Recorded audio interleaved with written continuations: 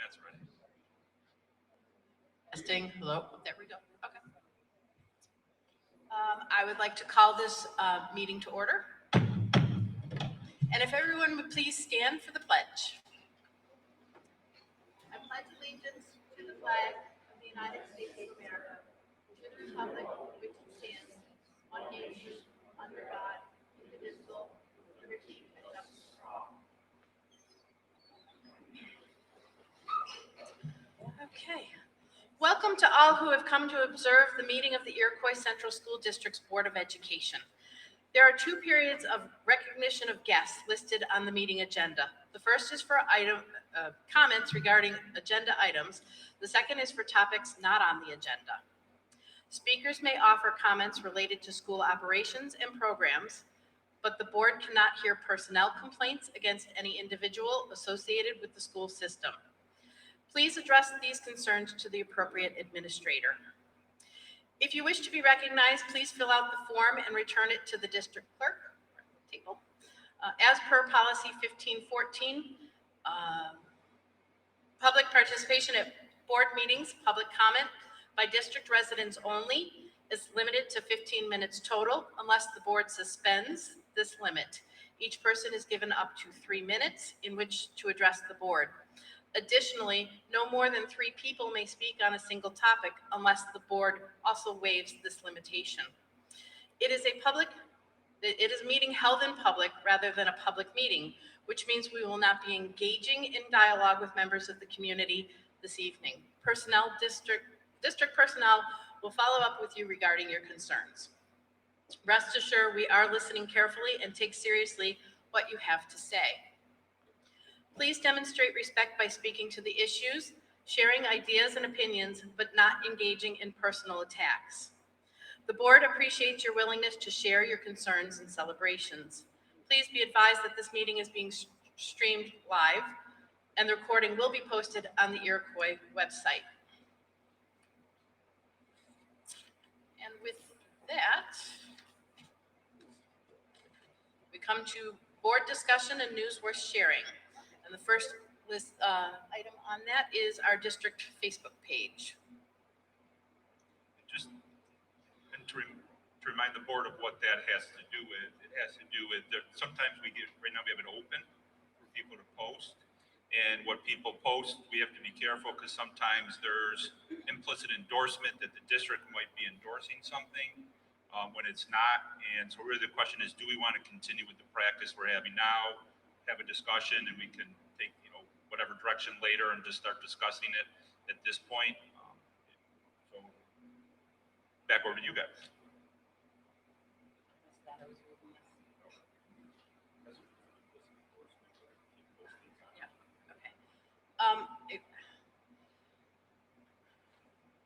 I understand that the community wants to be able to speak to us, wants to be able to address their concerns. I think that we have our district emails that people can email us. They can contact their administrators to the buildings. There are Facebook pages that community members have created of their own. It seems to me like the district page should be the district's voice. It should be what the district wants to say. And so for that reason, I think that we should probably make it so that our district page is just to push out information. Does anybody agree with me?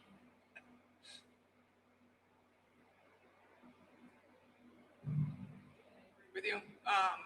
There are other forums for people to voice their opinion by reaching out to the district directly if they have comments. So I think it should just be the district publishing information to the public. Go ahead, Michelle. So I agree as well. And I think that the district needs to put out our message without editorializing, and it is confusing for people when they see social media posts that reference Iroquois Central School. So it's increasingly important that the official district social media accounts are just that. So with that, do we have to do something official to No, turn it's off the just, comments, or can we no. just direct the district to turn off the comments? Really just feedback of what to do, because that is a district, it's how we've handled it before when we first started it. So there's never been any resolution or anything, so I'll work with Nora about making those changes. And, I do get lots of different emails, and with communicating to us, I know the board gets them, I'm CC'd on a lot of them. And I think this ties very nicely into your next discussion with this strategic plan, because last night I was observing the communication task force, and they have lots of different ideas or strategic intents about increasing communication, getting feedback. I mean, we're not outlining them tonight, and I don't want to say anything for what Michelle's going to say. She's a representative on it, so I'll be quiet. But that's where we'll go from right here, right now, and Nora and I will work on that tomorrow. Okay. So yeah, that leads us to the strategic plan, and Michelle, that sounds like something you can report back on. I can. I took notes last night because the other members of the task force had some amazing ideas, and I didn't want to forget them. So thank you to all of the volunteers who are participating in our strategic planning committees and our we have 3 task forces, and the one that I get to sit on is communication. And we were talking about all kinds of communication from the district to the community, between teachers and students, students and teachers, parents, like every stakeholder in the community, and anyone who has interest in the district, with alumni and such. So the discussion ended with, not ironically, but interestingly, how do we communicate our strategic plan effectively? Yeah. And that was a big discussion. So we, one of the members suggested, utilizing our PTOs and our room parents. When we finalize the plan, the strategic plan, it'll be presented to the board. We'll review it. It'll go back to the committee. The facilitators will put it into a final, nicely packaged communication vehicle, I guess. And then how we're going to get that out to everybody is really important. And so, going directly to parents, having at our November meeting, our November board meeting, we will be discussing and presenting the plan to the public. So please come and you'll hear what our long-term goals are. This has been an enormous undertaking. We haven't had a documented plan for the district in too long. And so it was starting from scratch and really digging into like every aspect of how the district is functioning. And this is just something that there are lots of ideas. But as each of us has a board ambassador title, we each represent a different school building in the district. So just maybe plan on visiting your PTO meetings and visiting your schools coming up, so that we can get this message out effectively. Great. And it was really good. I was on it too last night. I really enjoyed the progress they were making. We also have 2 other breakout task force. We have student engagement and facilities. The facilities has kind of been on hold because the facilitator in it had something going on, but there's email put out from him today that he's going to be meeting with Betsy, the PLC facilitator, and get that going again. And they had made great progress with looking at all the different aspects and we have a capital project I'll be reporting on now, but what would the next one look like? What are we going to look like for classrooms, modern classrooms, and other updates in facilities, but also taking care of the infrastructure, so how we can keep moving forward. The other one was student experience. I know Alexis is in there, and Mary Jo sits on the student experience. I don't know if you want to say anything about that, or you want me to keep rolling. They didn't give you a mic? Well, that tells you a lot. Maybe that's a good thing.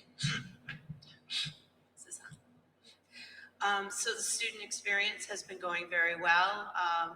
A very large group of people working on it, and what we're looking for is ways to expand engagement with students, not just in the classroom, but also outside of the classroom. So we're looking at ways to bring about new teaching strategies, new experiences that kids can take part in, like expanded STEAM or other science and technology areas, and also then finding ways and really exploring other districts to see what opportunities they have and to see if our students might be interested in certain clubs after school.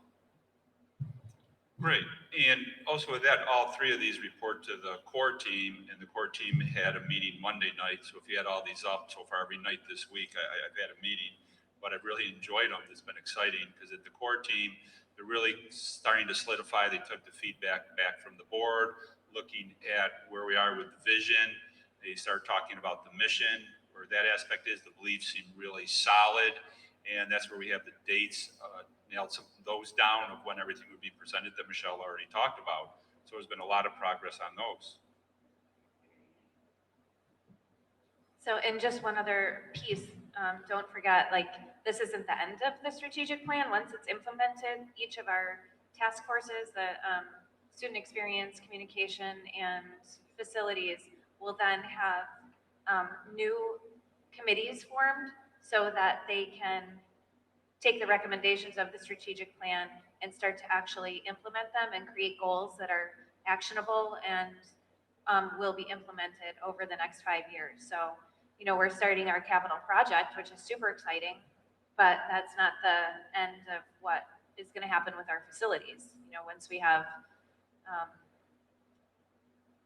the new science rooms and the new athletic facilities, we want to keep looking forward. So we're going to need a lot of participation from the public. So keep that in mind, everybody. I think that's it for the strategic plan so far. Okay, cool. So it's not on our agenda, but I wanted to talk about it. I had the opportunity today to do something kind of neat.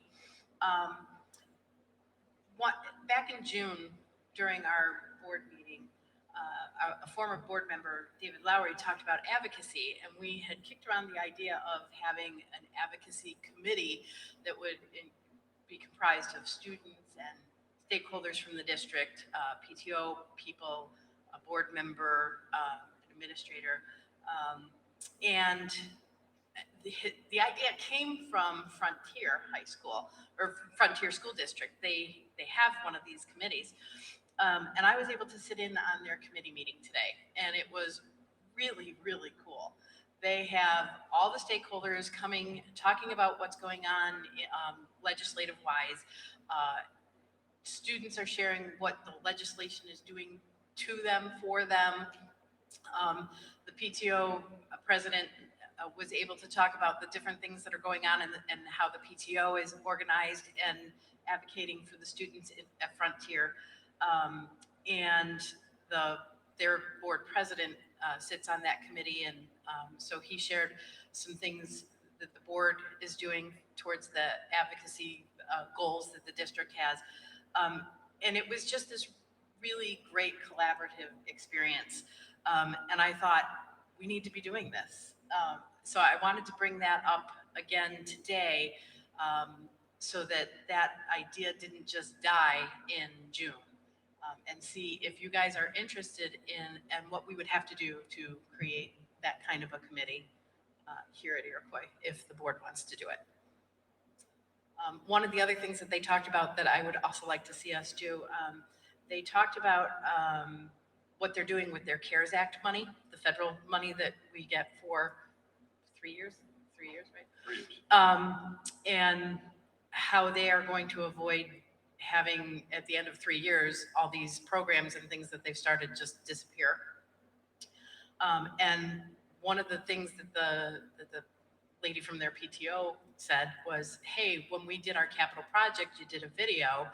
Could we do another video to explain to the community what it is we're doing with our CARES Act money? And I thought, again, what a fabulous idea, because people don't know, unless they happen to read the minutes or come to a meeting, what we're doing with our CARES Act money. And it got me thinking on my way home. I started brainstorming. I thought, people like videos. Maybe we could even do like an update, quarterly update of video. Yeah, you know, that goes along with maybe the newsletter that we send out or something. It's something that perhaps you could take back to the Communications Committee for the strategic plan as a possible idea of another way to handle communications.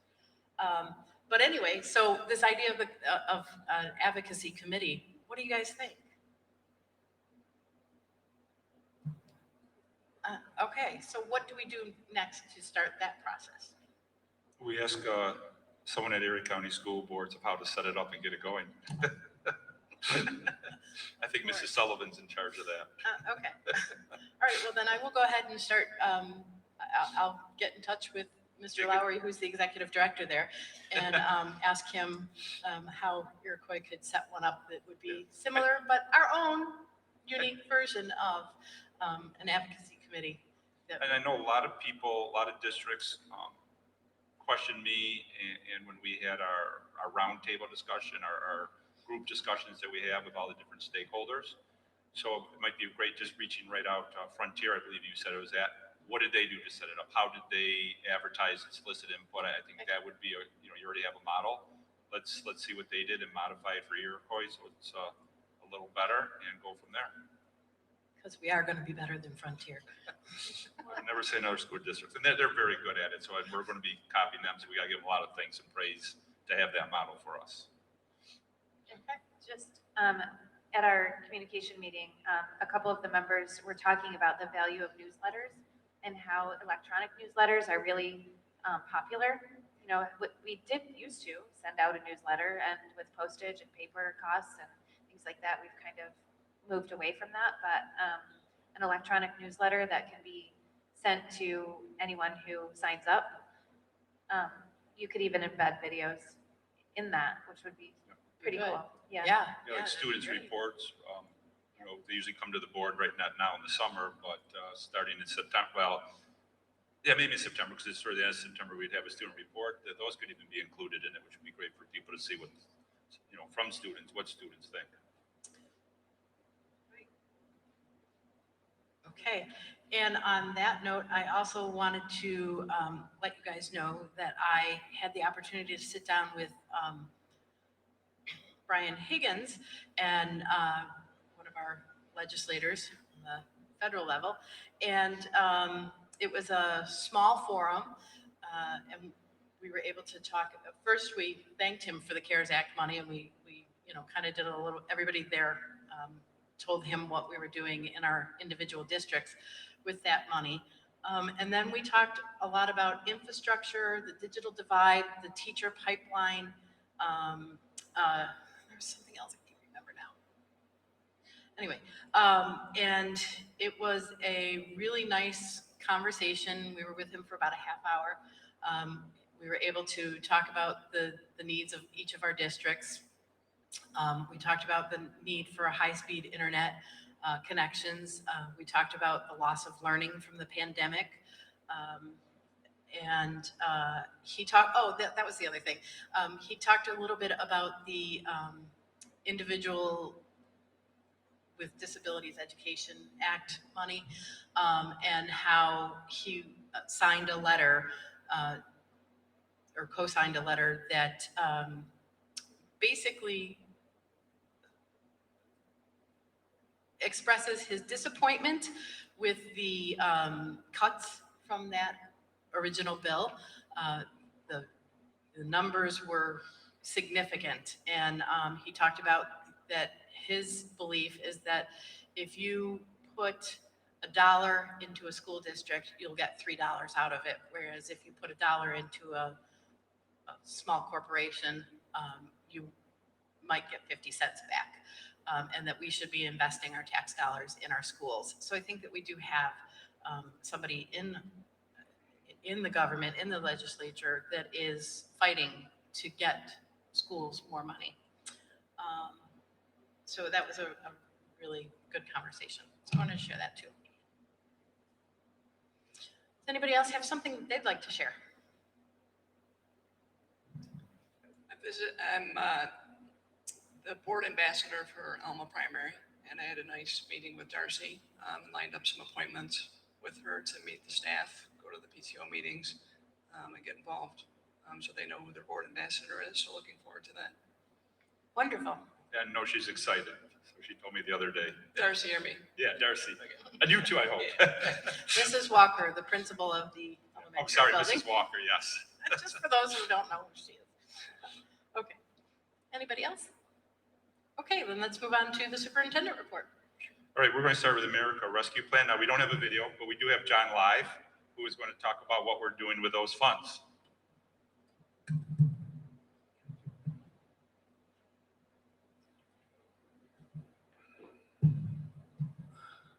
You had mentioned CARES Act, and CARES Act is a different bucket than the American Rescue Plan. So CARES Act has its own set of rules.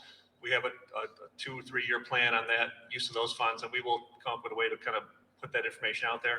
There is specific need for the American Rescue Plan, ARP, to actually have that plan on our site to look at at least every 6 months or so. And so that's going to be built into that funding. So we will be doing that. Right now on the website, if you look under services, business office, our American Rescue Plan is up there right now to look at. It has my name attached at the bottom, my email address, phone number for any feedback. The basic requirement, the main requirement of the money is that New York State said that if you are given this money, you have to spend at least 20% of it on learning loss and fixing those gaps for kids that were impacted by COVID. Our plan allocates about 80% of that money towards that goal. And it includes additional elementary literacy specialists, responsive intervention specialists, additional speech services. We're going to have bus runs at the main campus for after school programs, so we can extend the school day in some cases and support that. So again, that plan is on our website, and it's open, and we're going to be looking at it regularly and making changes as we go, because it is a 3-year plan, and we will make changes as we see what's going on and adjust.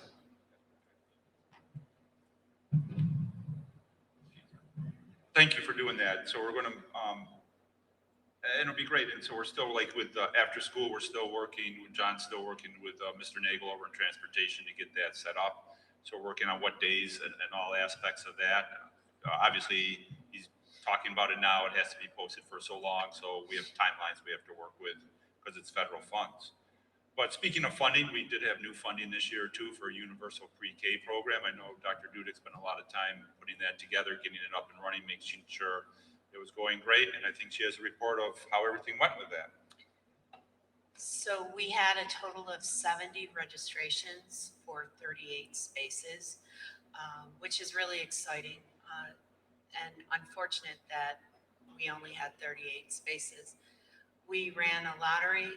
And currently we're actually going down our wait list because some people, unfortunately, they won a spot in the lottery, but unfortunately, for whatever circumstance, they couldn't take that spot. So we're working our way down the wait list. Mrs. Stanfield, Mr. Wolski have been awesome to work with to get the classroom at Marilla ready, working with the Imagination Station. And we're really looking forward to the full day pre-K program. Yeah, I'm really excited with it because I know about 12 years ago when there was some funding there, I tried to get it started when I was in the business office and wasn't able to at the time. So now in the superintendency office, this, that we can move it forward. It's really exciting for me. Capital project. John, if there's anything wrong, can step in there and help me with this. So with the capital project, we went out to the vote. Then after the vote, there's a long time period where everyone keeps asking me, what are we doing? When is it happening?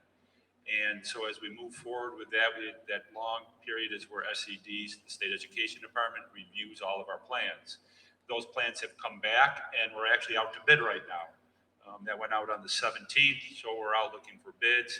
That will come back at the beginning of September. That will give the architect and engineers and our management company time to review all the bids, present it to the board in September, and award that to the contractors who are successful. And from there, over some of the parts, we'll be looking to break ground in late fall, early to late fall, depending on your viewpoint of when that is. So we're hoping for good weather so we can move forward with that. We're also moving forward with solar panels. That's another aspect. Marilla will be the first one. So within a month or so, we should probably see some work over there with those different panels. So if you know anyone that's with construction, please be sure to look at it. I know we have a reputation of working very well with contractors. And a little special news to the board. Across the road, we have those wells that are not our wells. Someone else owns the mineral rights under the ground across the road. And I just finished discussing with that individuals. We'll be capping, we'll be working with him to cap those wells. So those fencing areas will disappear over there. They should be done by the end of September, weather permitting. And what it does for the district is we've had to pay to rerun a gas line. So we're able to ladder that money into actually moving forward for the future by having those removed. So that was great news. It probably happened an hour ago. So Excellent. there you go. Otherwise, I would have sent you out an email, but I get to do it here, so that's great. Any questions on the capital project or anything else so far? So moving back, update for September. I think a lot of people are here wondering what's going on in September, and some news came out at the beginning of August of the direction the state was going, and then it seemed to be in limbo as we tried to figure things out at the district because it was turned to us, and now the county has stepped in and said, here are the requirements that are going to be put on schools. And with the new governor, I think if you're watching the news, you can see her standpoint on what she is looking at for schools and different ideas she has. With that, I'm going to talk about the Erie County plan tonight. Obviously, the one from the state is not out yet, so please know anything I say today could change because the state oversees the counties. So if they have something different that the county doesn't have, that could change. The county can always add on top of what the state does. So first, everyone should know, and I put this out in a Connect Ed message already, but I'll put it out right now, and you'll see it on the website tomorrow, that Thursday at 5:30, I'll have a town hall meeting, which I did last year before we opened school, just to go over everything. And I have a summary that I'll go over quickly, and then after that, I'll answer questions that people have. Last year it took an hour and a half. I really enjoyed it. It was great feedback from the community. So moving on from that, just to remind everyone of that. So just to make a quick statement about what the governor is saying, I'll just read something I received from On Board, which is a New York State School Board Association group or newsletter that comes out. On her first day as governor, Kathy Hochul announced that her priority number one is making sure children are safe in school, including bullet number one, immediately directing the Department of Health to institute universal masking for anyone entering our schools. Bullet two, launching a back-to-school COVID-19 testing program to make testing for students and staff widely available and convenient. And bullet three, developing a method to require vaccination for all school personnel with an option to test out weekly, at least for now. Kathy Hochul said she will announce a series of school-related policies later this week. It's Wednesday, so later this week will be happening after that. And I think with the three bullets, there's some key words in there. The first bullet said immediately directing to institute. Bullet two, widely available. And bullet three, developing. So you can see there's very difference with the third bullet in developing. They're making it. It's not happening yet. They're trying to figure out how to do it. Bullet two, says launching something that is widely available, which means it would be available to you. You would not have to go and do it. And the first bullet says directing to institute. That seems more of a directive that it would be in place and have to happen. Any questions on that so far? Because if there aren't, I'm going to move into what the county had to say. Now, fair warning, when I went over this with the administrators, it took hour and a half, 2 hours. So I am not going to take, I already saw that shaking, no, hour and a half, 2 hours. But remember, I will answer more questions tomorrow if you have them, or you can contact me directly. 5:30. And the link will be on our webpage under announcements. So masking, the county came out masking, and what they said, they broke it in two parts, indoor, outdoor. So we'll start with indoors, and I actually have highlighted green for things that are requirements and blue for things that are recommendations. So I'll keep pointing those out as I go along. So it requires indoor masking for all individuals, regardless of vaccination status. Students may remove their masks during meals as long as they are 3 feet apart. So what I did, and I sent this to the board, was I broke it down into red for Iroquois, and this is an Iroquois part. So I'll be talking about what the county did and then how Iroquois is doing it. So in the cafeteria, we're going to have the students 3 feet apart. We really feel we can do this in all our cafeterias. The principles of measuring it out. There was one building that might have a little bit concern, but we would put like a shield up in between. I know the shields are really questionable, whether they're used or not, but I don't know if we even have to use that on a couple small areas, but the students will really be 3 feet apart while they're eating. The staff members are required to wear a mask when they are in contact with students and or the public or moving through the building. So they will have a mask on all the time. You may see a teacher in the room without a mask when they're by themselves because they're not in contact with anyone at that time. Visitors, so right now we're going to start off with non-essential activities will be prohibited. We're not going to have visitors in September just to see how the start goes, how everything flows, and then we'll assess from there. So that's for indoors. Outdoors, this is where I'll go to green or blue, where it strongly recommends. So this is a choice, but does not require masks outdoors. However, protocols and procedures must ensure maximize physical distancing to protect against transmission. So really what we're looking for teachers to do when they're going outside is to provide 3-foot distancing or more for the majority of the activities. So if you think of a phys ed class outside throwing a Frisbee, they definitely could be 3 feet apart. But if you're playing kickball, when they kick the ball and run around the bases, they might be a little closer when they're standing on first base. Go ahead. That's it for the masking part. We'll be coming up with mask breaks in a little bit.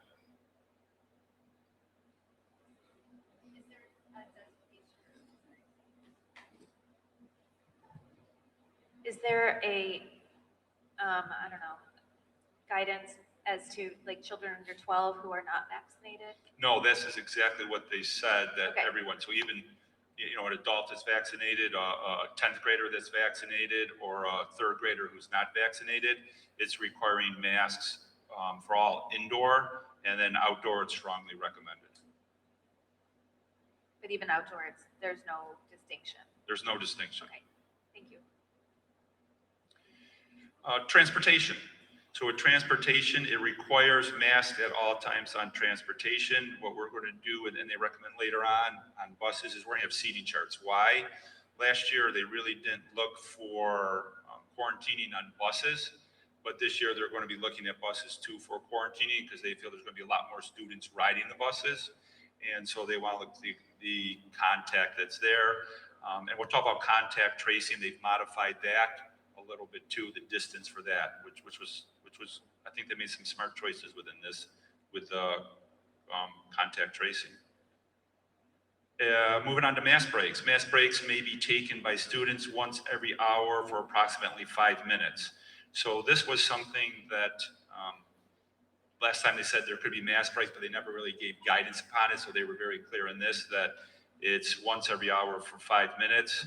And I know last year I talked about teachers taking mask breaks and doing it and coming up with ideas, but then I also heard concerns that it was implemented differently at different areas, different classrooms, same grade levels, different teachers.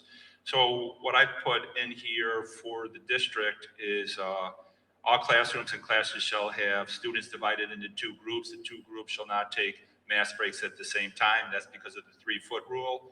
If you think of desks of rows, they'd be every 3 feet, and by doing it 2 groups, you have rows 1, 3, 5 taking a break, and then 2, 4 taking a break. There'd always be 6 feet in between the people taking a mass break. So at the primary level, mass breaks will begin on the hour for group 1 and 6 minutes after the hour on group 2. At the secondary level, breaks will be given 1 minute after the start of the period and 7 minutes after the start for group 2. This way it's very clear when the students can expect the breaks in the classrooms. Any questions on that?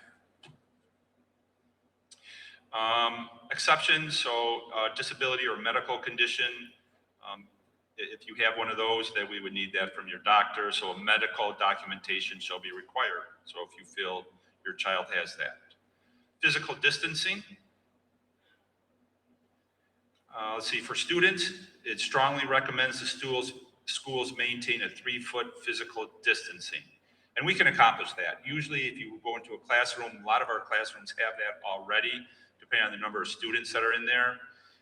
So that was nice that it's easy to have that accomplished. It's recommended and we're able to do that.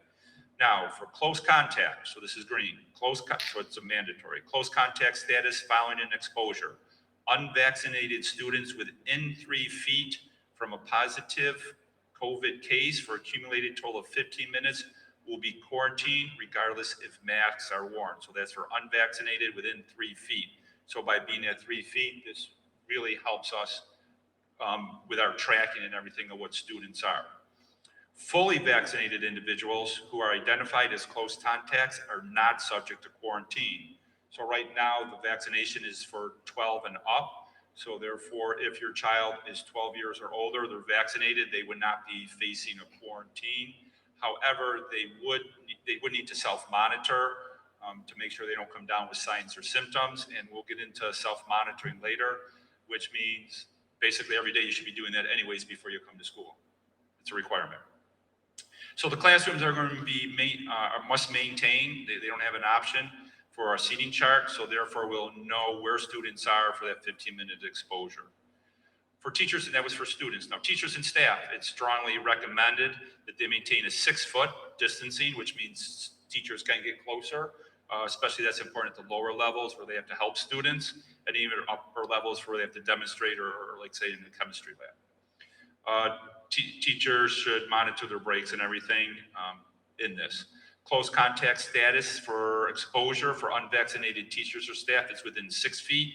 And if you're not vaccinated, you will be quarantined. And if you are quarantined, if you are vaccinated, you would not need to quarantine. And that's irregardless of whether you're wearing a mask or not. But since masks are mandatory, everyone would have a mask on. Any questions there? Chorus and band, orchestra. Really, even though they label this with orchestra is not part of this because in our orchestra, there's no one using any of the wind instruments, so they're not blowing through any of the instruments.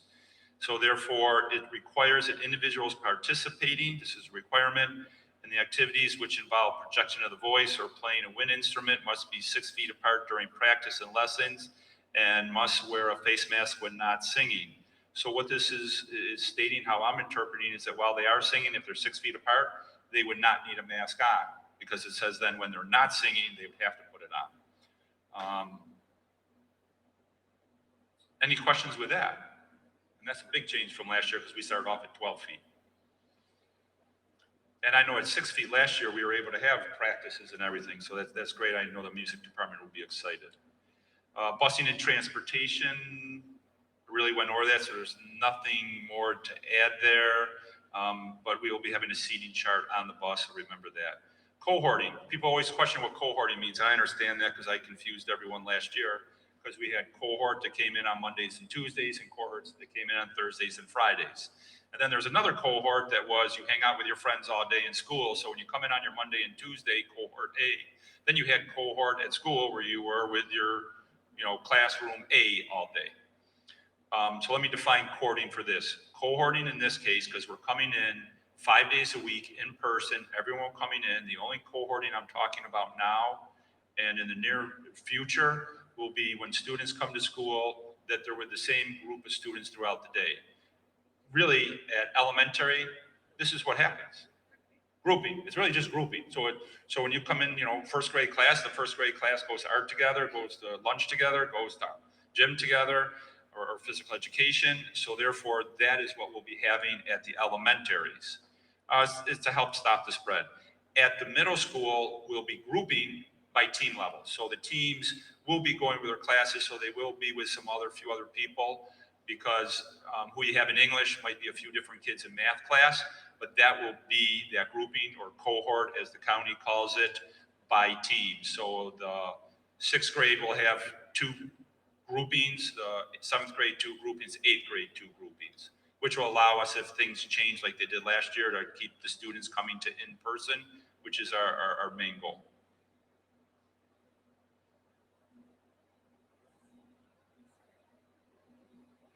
Okay, so in a cohort, all of those kids will be close contact.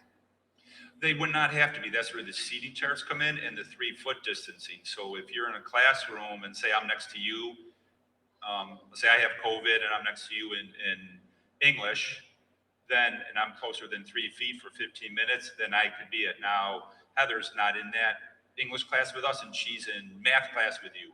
Then she could also be a close contact if she's within the 3 feet. So it does open up some more close contacts. But remember, we're also reducing the close contacts from 6 feet down to 3 feet. Okay. So therefore, in my opinion, I think we'll have a lot less students that have to quarantine. And then when you get up, I'll say 7th grade, I think I was 12 years old in 7th grade, and up, the ones that are vaccinated will not have to quarantine because they're vaccinated as long as they're not showing signs and symptoms. Oh, no problem. Thank you. Sometimes it helps when I'm led down the path. Health monitoring. What this is school screening, school entry screening. So last year at home, every parent or guardian in the household should have, and it was supposed to, ask their children, check their temperature, 100 degrees, or sorry, less than 100 degrees, and do you have any signs or symptoms, which I could read the whole list to you for COVID, which, basically if they have a cold, that would be a sign or symptom. If they have the flu, it's a sign or symptom. Because you have the chills, the fevers, the cough, the headache, body aches, pain, fatigue, and runny nose. They don't come to school. We're going to do a second check like we did last year at school, because that's the double check to make sure nothing is missed at home. So please, one of the big things for keeping or preventing people from having to be quarantined or going out from school from someone else is taking care of these things at home, because we will be checking here. So households are required to perform at-home screening for signs and symptoms. A second check will be performed when a student arrives at school. At the secondary level, we're moving back to our traditional letting off, where all the buses will pull up right here in front. The students will get off and go to their first period class / homeroom, which is where we'll do the second check. At the primary levels, if you're riding a bus, the second check would be done on the bus. And if you're driving your child to school, the second check would be done when they enter the building at the front door. Any questions on that? And for the people in the middle school who are listening here and at home, please know that the drop-off at the middle school will be a little different from last year, since we're having the buses come in the front again. The principals of the middle school will be getting that out to you, but in essence, you will be coming in the entrance by the football field, driving down, and forming a long line from there to let your children off, I'll say over by the cafeteria. Mr. Esslinger will do a much better job explaining that, but be sure to look at that and plan accordingly, because our goal is to make sure everyone is off of Girl Road, so there's no dangers out there. Page 6, 7. There's only 52 pages. I'm on page 7 now. There's really a few less than that. Questionnaire screening. Department of Health requires use of daily questionnaire screening. So for staff, we're already doing it. It's digital, it's online. You go on there and you do it.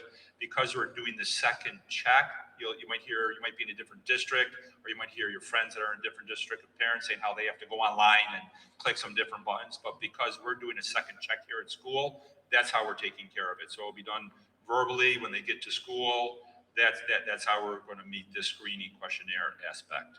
Develop an illness at school. If you have one of the signs or symptoms, you'll go to the nurse, you'll be put in isolation, the parent will be called, you come in and you pick up your child. And then you have different ways of what you would do from there. I'll go into that now. If you do have illness, there are 3 ways you can come back to school. First is you go get a negative test, a negative COVID test. You cannot, and it's in bold from Erie County Department of Health, use an at-home test. You have to go to a center, a facility to have that done. Number 2 is a note from the medical care provider, say having an alternative diagnosis. Or number 3, at least 10 days. So if you don't wish to do one or 2, you would be home for 10 days. The first day of counting is the day after the sign or symptom. So if I started feeling, right now I had something, today wouldn't count, tomorrow would be day 1.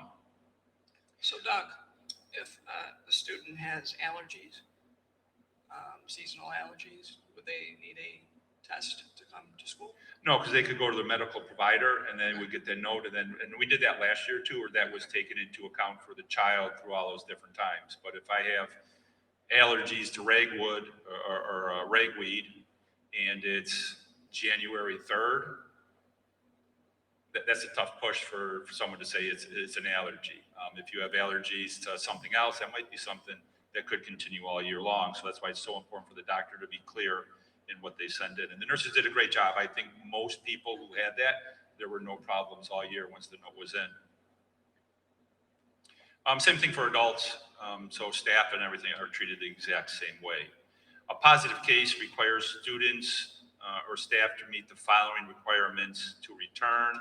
And that would be the same as last year. You'd have to do 10 days from the onset of the symptoms. Remember, it starts the day after the first symptom. Fever-free for 24 consecutive hours, and the symptoms need to be improving. So there's really no change with that if you have a positive test. And the positive test is a PCR test. And It's a PCR so test. no quick tests even from. No, yeah, we're not doing that here at the school either. Close contacts. Close contacts are defined as a student who are within 3 feet or a teacher who is within 6 feet of a positive COVID case for the cumulative total of 15 minutes. So if I am by Michelle 5 minutes in the morning and then 5 minutes at lunch and then 5 minutes at the end of the day, there's 5 times 3 is 15, and I'm within 6 feet of her, that would qualify me as a close contact. However, if I'm vaccinated, You said 6 feet within? 6 feet because we're adults. Sorry, for children, it would be 3 feet. So if I was still 17, then it would be 3 feet. So 3 feet is, from my nose to the tip of my finger, because my arm span's about 6 feet long. And again, remember, we're having the room set up at that 3 foot distancing. Let's see, and remember, once you're a close contact, that's where I already mentioned that if you're unvaccinated, that you would have to quarantine, but if you are vaccinated and do not have signs or symptoms, you would still be coming to school. And no, I do not have the percentage of teachers that are vaccinated within our district. I know I would, from what I hear and what people tell me, I would guess it's in excess of 70% for staff, but for children that are 12 and older, I really do not have any idea of what that number is. Let's see, this talks about fully vaccinated close contact, unvaccinated close contact, which I already went over, so I'll just keep moving along. If there's no seating chart, remember I'm telling all the teachers they need seating charts, we would actually, the whole class would be considered close contact. So that's why those seating charts will be so important. Here's a new twist. If there are 2 or more cases of COVID in a classroom during the 10-day period, all unvaccinated individuals will be quarantined. So if you think of that for the younger grade levels where you're 11 and under, if 2 students have COVID within one classroom, the whole classroom would be quarantined. And this is why I'm requiring there to be seating charts, so this wouldn't occur. And if for some reason there's 2 cases, this is where the teachers will be informed that they can switch to 100% remote instruction with that number of children out. Because if all of the first grade class is out, they should all be prepared to have that for the next 10 days. Any questions? Youth sports, let's see, youth sports, so this requires masking for all youth sports, so this would be our modified JV varsity. Requires masking for all youth sports during activities whenever the players are not actively participating in the game or practice. So if you're sitting on the bench, you would be required to have a mask on, but if you are up moving around, doing part of the activity, then it falls to recommendation. So this would be parent choice. So I will pick cross country.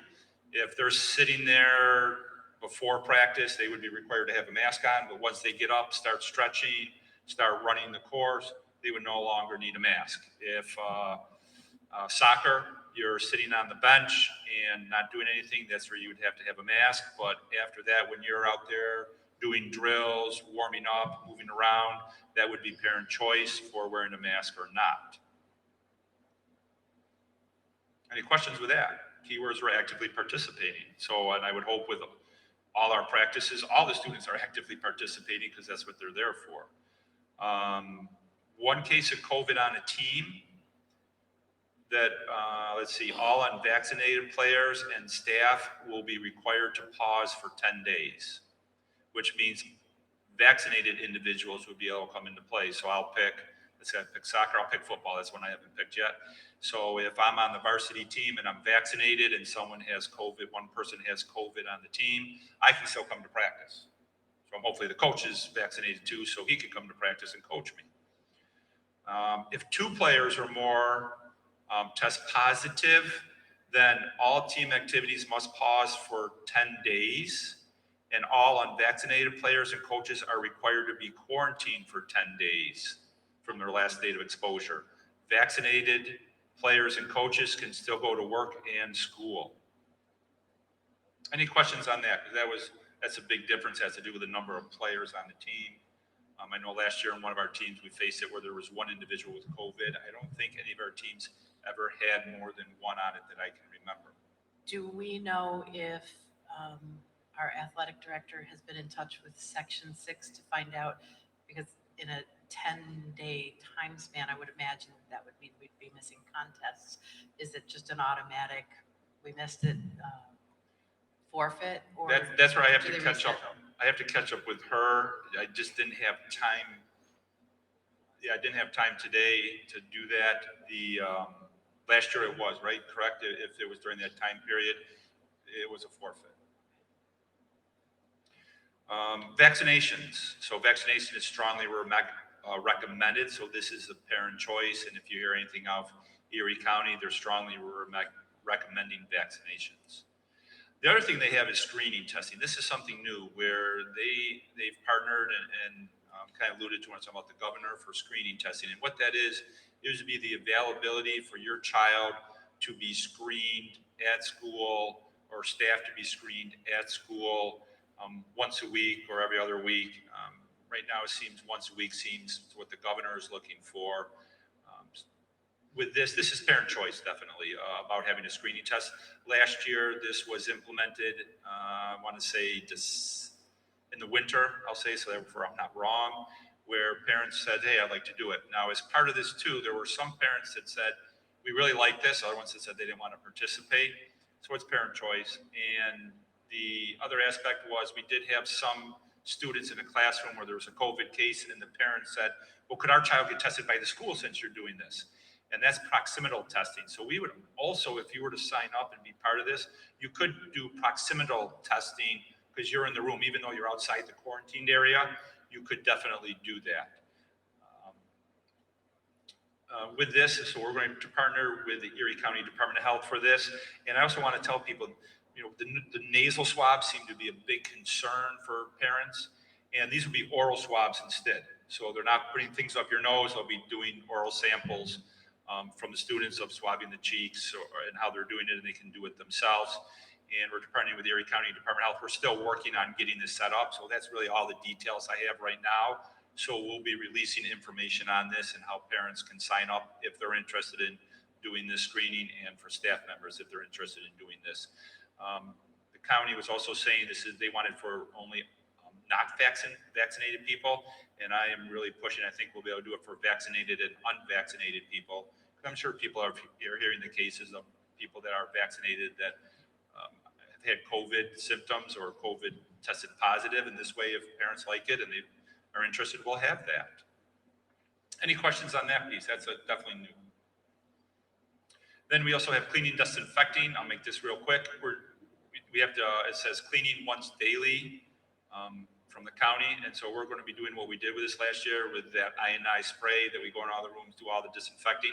We're still going to have available in the rooms the spray disinfectant, the hand sanitizer for rooms that want to use that. Ventilation, improving ventilation is important.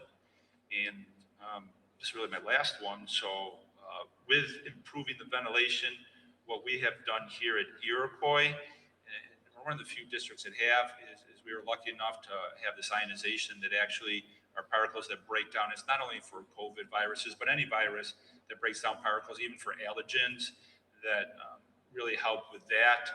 And additionally, windows can remain open to the extent the weather conditions allow. So I know I have a couple principals in here, and I've already talked to all the principals about this. What I mean by weather conditions allow, I do not, and I heard parents come and talk to me after the winter, and they said, some teachers had their windows open on a 20-degree day with the windows wide open. That's not acceptable. So therefore, there is a temperature that the rooms cannot fall below that 68 degrees. So I am going to expect the principals to walk around and monitor this to make sure the rooms are appropriate in these conditions. And that is all I have for the updates in September, other than we're really doing well of getting the buildings ready. And if you see anyone in a blue shirt, that is Buildings and Grounds. Be sure to thank them. Be careful walking out here. It might be a little slippery because they just waxed it. But they're doing a phenomenal job, as they always do, and I'm so thankful to have them. And if, as you pulled in here, you wondered why there's like tree stumps out by the road, those little ones, those are the trees that we had planted 4 years ago, but some of them have been dying with the amount of salt that goes. So we're replacing them with a little hardier tree that we're going to have out there. And that's it. That's all I have for my report.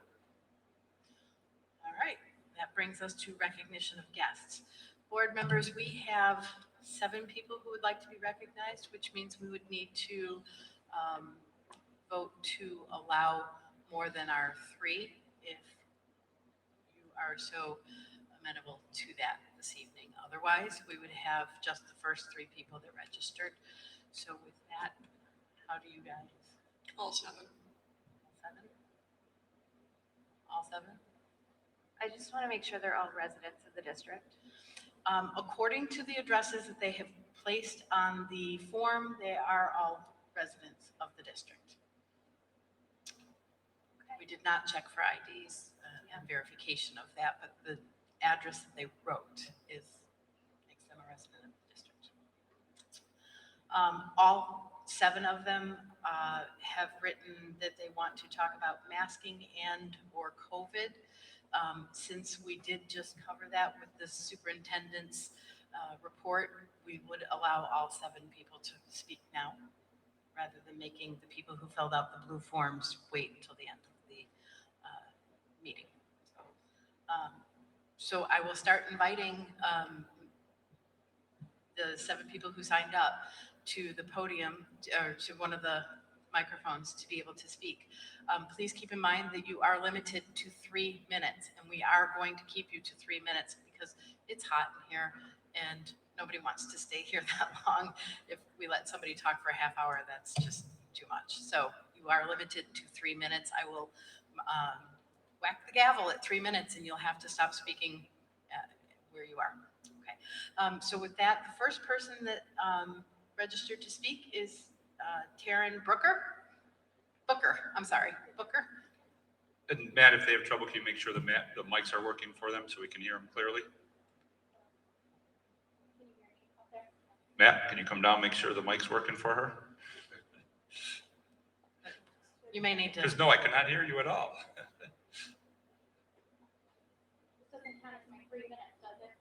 No. No, this doesn't. Actually, double time for this time. I'll take it. Can you hear me now? No. No. Okay. There's funny things about these microphones. You gotta get right on it. there. You go.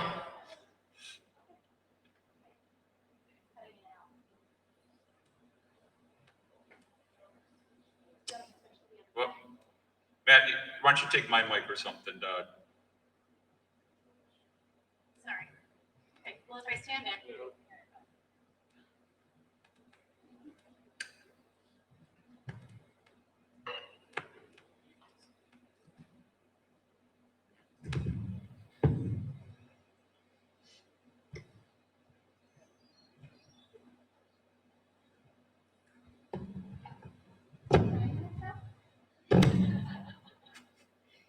Okay, thank you. Yeah. Perfect. There we go. Well, my name is Taryn Booker. I have 3 children in the district, and I'm an alumni of Iroquois myself. I give you guys credit because obviously you're in a tough position, but my question to you is, what is the end game here? 2 weeks to slow the curve has turned into 18 months and a never-ending chase for some arbitrary line of zero spread and continuous mandates for schools. Emergency powers for the state were lifted at the end of June, which allowed our children to have a normal summer, mask-free, at their parents' discretion, at camps, sports, summer school, as well as in stores and restaurants. Hospitalization numbers for June and July has been 10 admissions each for COVID-related illnesses for children.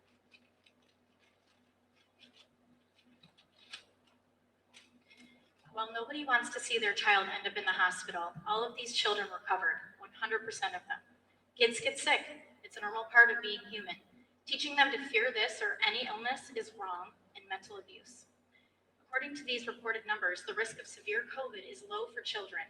Therefore, there is no reason we need to go into such extreme measures while they're at school, especially since all teachers and staff that have wanted to get vaccinated have had the chance. It's already been stated that once the vaccine is approved for younger children, it will be required for school attendance. I don't know about anybody else in this room, but I refuse to ever allow my children to be vaccinated for this illness.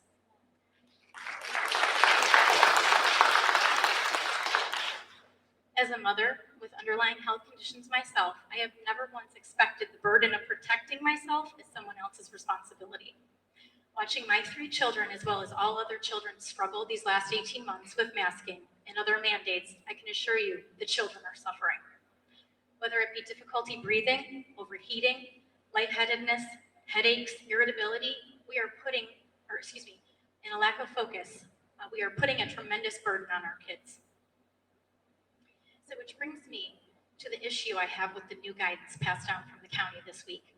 Masking is once again required indoors, the same building and halls that we are sitting in right now, completely unmasked, because apparently at the strike of midnight on the 8th of September, all of a sudden COVID will be a threat again.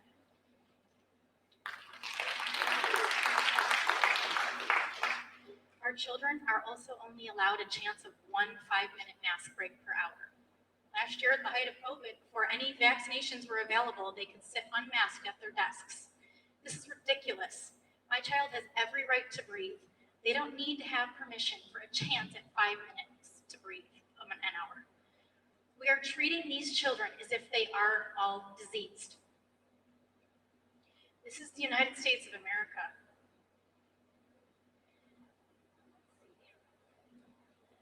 Has the school reached out to get any guidance from CSD? That's 3 minutes. I'm sorry. I was told I could get 6. I meant double time, not that you get 6, but double time, I was making a joke about there, so that wasn't giving I'm you not 6. even halfway through. And quite honestly, I don't mean to be a brat, but I mean, we're serious here. I mean, this is something that you guys need to listen to. You guys are all elected officials Yes. by taxpayers. And we have a rule for 3 minutes, and there are 6 other people who want to say something about masking and COVID. The people have spoken.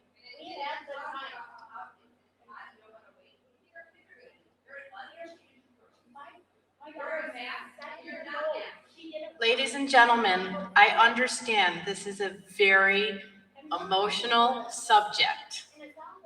I understand this is a very emotional subject, but we do not actually have to open up comments. And I'm asking you to respectfully understand that each person gets 3 minutes.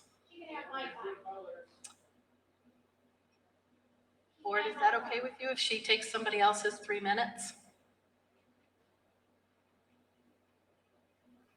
Yeah. Okay, all right, keep going. Thank you very much. Okay, has the school reached out to any senior level industrial hygienists? Those are the people who assess occupational and environmental hazards and recommend the proper equipment that's needed to reduce exposure to hazard materials and biologicals.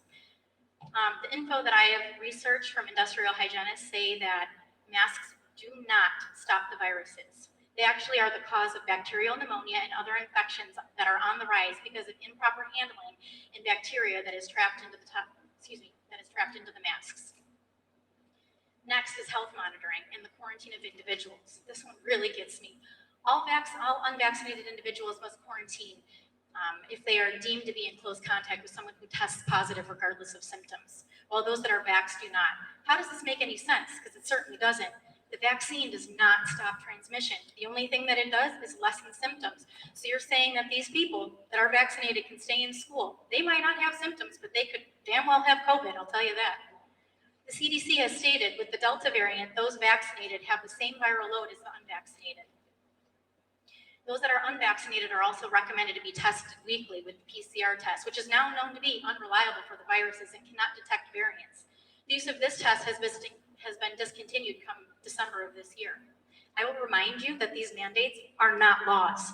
And the former Governor Cuomo even stated in June that he could not force masks on anyone after the state of emergency powers were lifted without it being a law. My understanding is that Colin Carr still has emergency powers, but does not have the authority to punish districts that do not follow mandates. Just today, actually, there was a vote out to strip him of his powers. As far as I know, the punishments would have to come from the state level, and they no longer have authority. I'm asking you, the board, elected by the taxpayers of this district, to please listen to our concerns. Let's give our children back their childhood. Let parents choose what we feel is best, whether that is to mask or not. Those that have compromised immune systems have already been taken into consideration with the option of online learning this year. While I do empathize with these individuals, I also feel it should not be the responsibility of the majority to cater to the minority. The responsibility of somebody else's health should not fall onto my children or anybody else's for that matter. This is where those that are compromised need to take into consideration and keep their kids home. I will say that there are a lot of families looking for alternatives to public education because we are tired of the government using our children as pawns. It's time the elected officials of this board stand up for our kids and say enough is enough. We do not consent, and we will no longer have a chance to have a voice if you guys do not stand up now. That's all I have to say.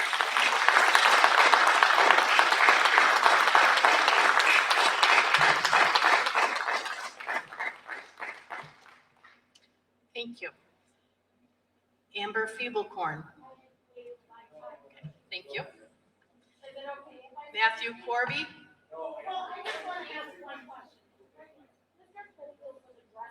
You gave up your time, ma'am. You gave up your time. I want to know, it sounds like in his mind that we are all masking our children. How come they can sit 3 feet apart, which they are sitting 3 feet apart, and not be masked, or unless they have to be masked in the classroom? And if COVID is such an issue, how come our classrooms were cut? Okay. I'm sorry, you are asking questions. We cannot respond and engage in conversation. You gave up your time. Please. Matthew Corby.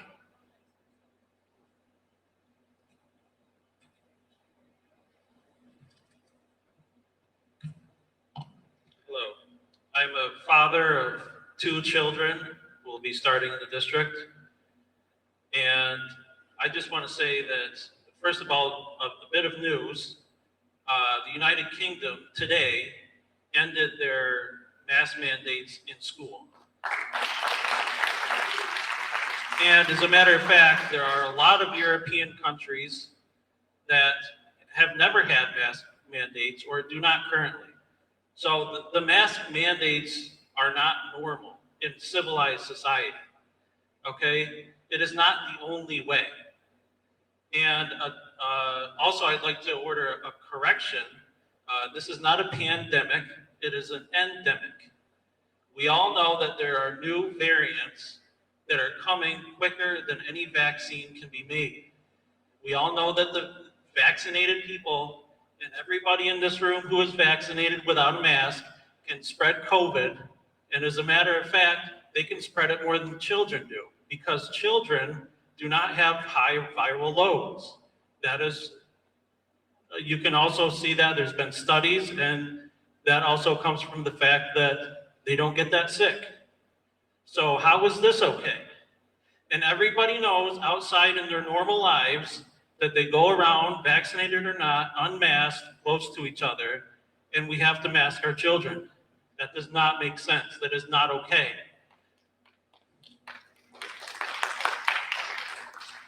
And I would also like to state that there is no reason that you guys have to follow rules that are affecting children in a negative way. People like to say children do not bounce back. Ask any psychiatrist where all of the trauma from his patients came from. They all came from childhood, okay? This is not a temporary thing that children are going to forget. They're going to take this with the rest of their lives. This is an endemic. We need to ask ourselves, when is this going to end, and what are we doing to the future generation? And I'm asking you people up here to have bravery to stand up for this. You don't even need a lot of bravery, okay? Because just do it and see what happens, okay? To say that there is someone preventing you, he's not physically preventing you, they're not physically preventing you, try it, okay? Try bravery. Thank you.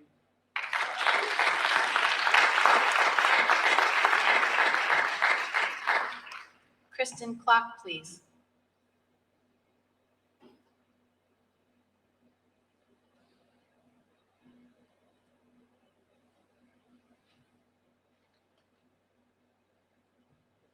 Hello. I want to say thank you to Charlie Kirk, who wrote this speech. I must share that I am disgusted in the fact that you are complying with measures to mask children, even though there is zero evidence to show that children are at a significant risk of catching or dying from COVID-19. In fact, children who drive to school are at a much higher risk of dying on the way to school than from COVID-19, according to the CDC. The CDC's research says the following: children 5 to 14 years have a 0.2 chance of dying from COVID, yet of all deaths, suicide is 1.5, homicide 0.7, cardiovascular disease 0.6, drowning 0.5, flu and pneumonia 0.3, suffocation and COVID are the exact same measure.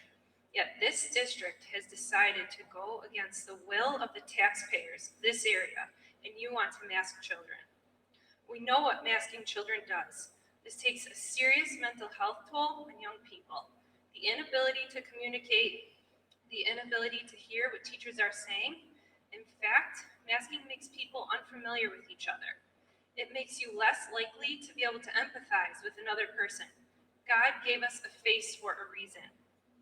Dr. McCary wrote a piece in which he studied 48,000 cases of children under 18 reported to have COVID between April and August of last year. How many children died? He said, quote, "Our report found a mortality rate of 0 among children without a pre-existing condition, such as leukemia." So why the mass craziness?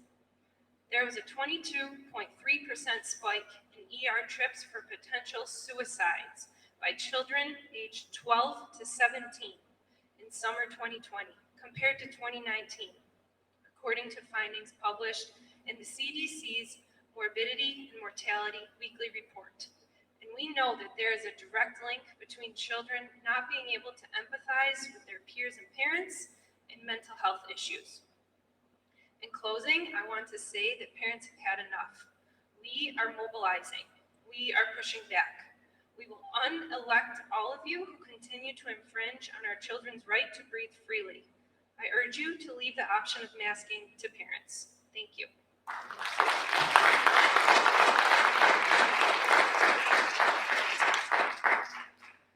I'm sorry, I can't read the writing very well. I think it's Pete Harden. I'm sorry.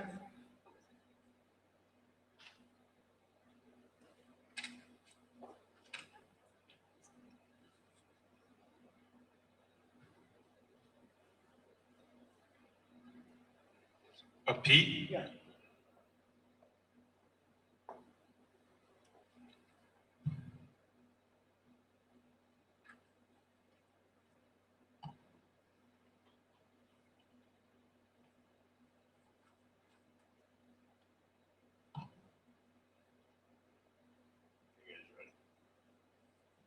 What's that?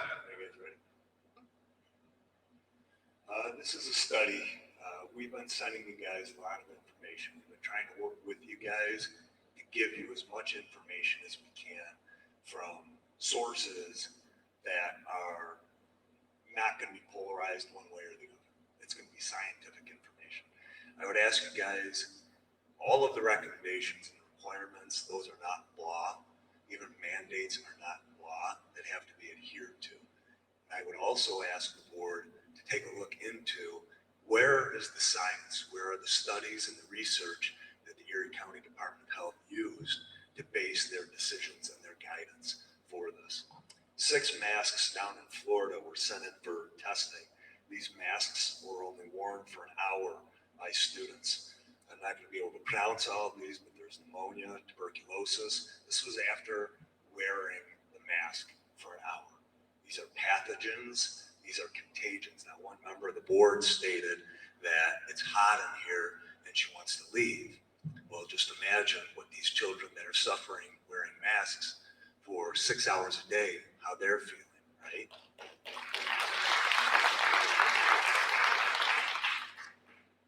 Meningitis, it's a serious disorder. Colitis, food poisoning.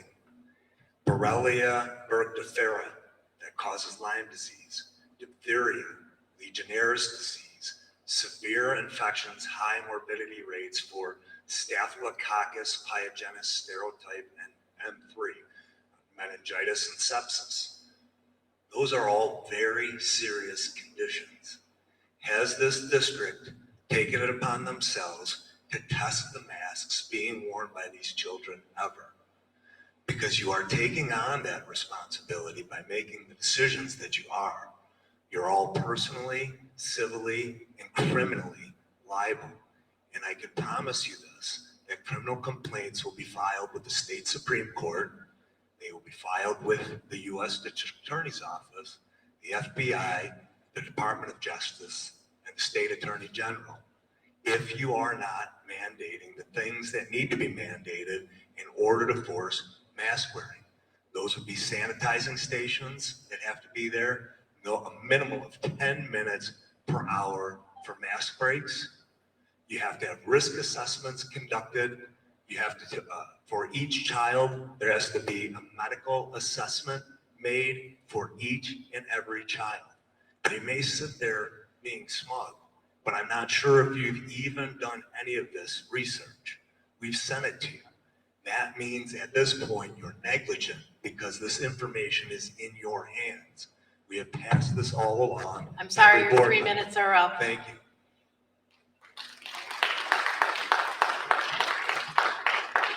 Josie Baker, please.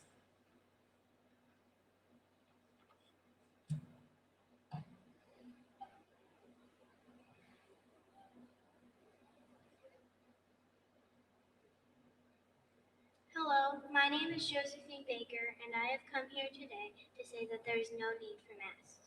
This summer I was walking around in buildings, stores, diners, gyms, and hockey rinks without a mask. And now you're telling me I have to wear this piece of fabric around my face for the whole day at school. This is just nonsense. There are adults out there who should have the right to send their kids to school without a mask. These pieces of fabric don't do anything, and I have proof. People in my family and friends have had COVID, and they were wearing a mask the whole time. So you're saying the mask and the vaccines are going to help end everything, huh? Interesting. How do I think about this? I feel like I'm trapped, like a letter in a bottle floating along the ocean, waiting for this nonsense to end. There's no way for me to see if my friends are happy or sad. It's sometimes difficult for me to hear anyone through these masks. There's no way for me to see someone smiling at me or if they're frowning at me. Kids need to be kids. I remember last year in 4th grade, there were these kindergartners whose expressions from the nose and above looked droopy, sad, and trapped, just like me. All these kids feel trapped and controlled, and our teachers are forced to tell their kids to pull up their masks to their nose. My little sister is supposed to start kindergarten in 2 weeks, and it makes me very sad to think of her masked up all day. I don't think any of us kids need to be muzzled all day. Listen, I want to be that 5th grader who changes everything.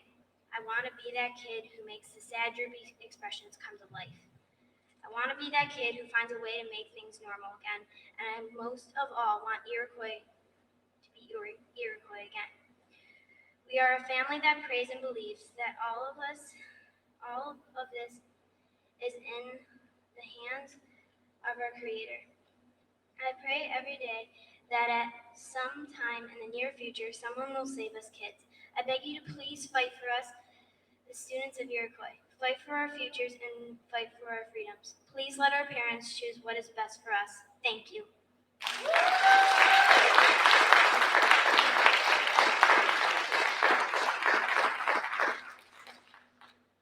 This person's already spoken, so they filled out the form twice. Yeah.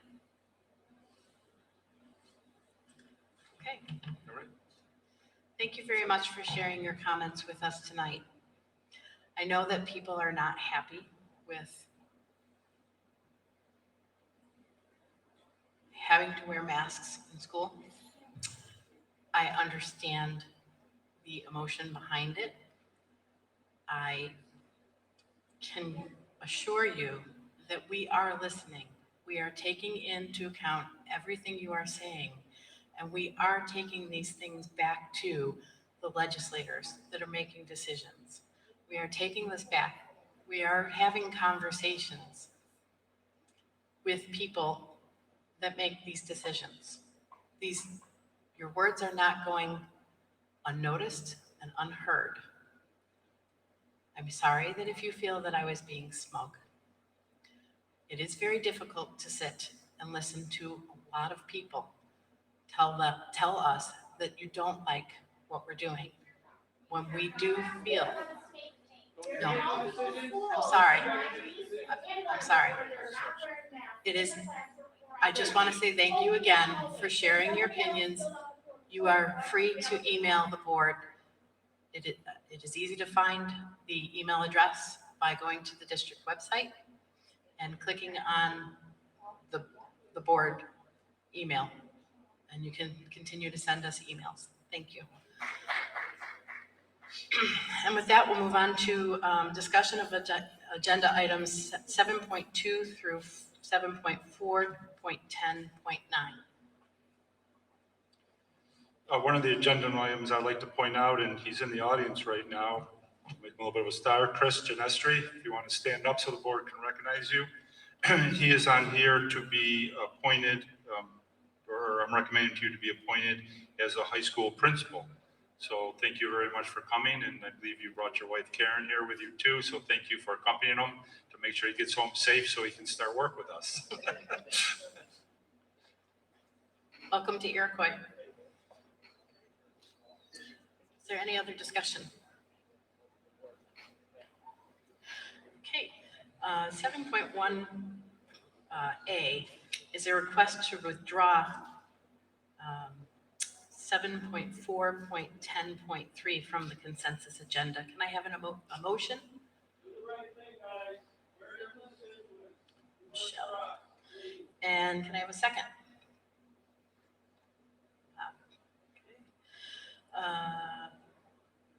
Discussion on that? Okay, all in favor? And that would mean nobody's opposed. Okay, then B is to request to add a specific item to the agenda, a motion to add 7.4.8.25, 7.4.8.26, 7.4.8.27 to the consensus agenda. Second? Discussion? All in favor? Aye. Aye. So that would be no opposed. And C is a request to approve the consensus agenda items 7.2 through 7.4.10.9. So moved. Second? Discussion? Again, welcome to our new high school principal. And I'd like to say thank you to the board. I'm sorry that I wasn't there, but these goals are amazing. So thank you. Thanks for your hard work. Anything else? Okay, all in favor? I thought of you when we made it. Aye. Opposed? Okay. And Actually, would have said that you were there. Yeah, just you guys, others that-